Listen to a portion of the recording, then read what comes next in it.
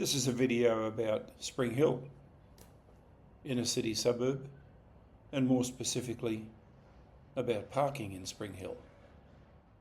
When you're coming into the city, you see these 2P signs, meaning 2 hours limit parking.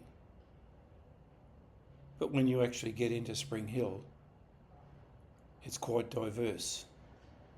There are 2-hour free zones, there are 4-hour zones, there are 12-hour zones. In some places you can pay at a metre, like these ones on Gregory Terrace. In other places you can pay by app.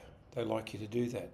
Maybe there's a bit of real-time monitoring about how much money's coming in that goes on with this app. I don't know.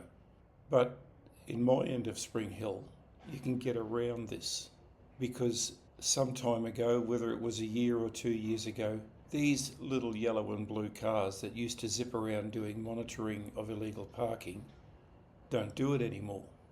One of them's even got a little camera logo on to indicate that they drive around photographing vehicles or filming them.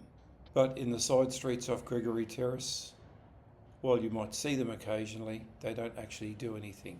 So in the end, what you get is this. The car in the foreground is parked in a loading zone, and it parked there for 10 hours.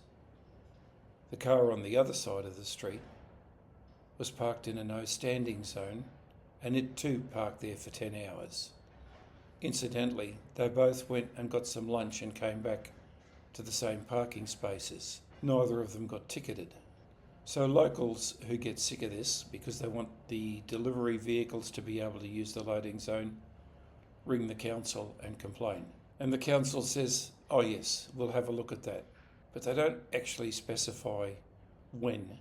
And if you contact them and ask for a bit more help, they will send you a text message like these.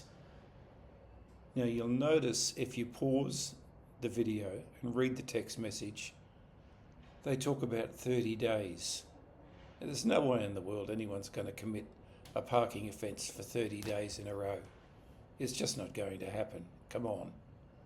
The only time they bother to come out is if somebody reports that a car is parked on one of the yellow lines. And I think they probably have to do that because that's a safety hazard. But that's the only time they'll actually come straight out and investigate. And even if there are other cars parked illegally nearby, they won't even look at them or ticket them.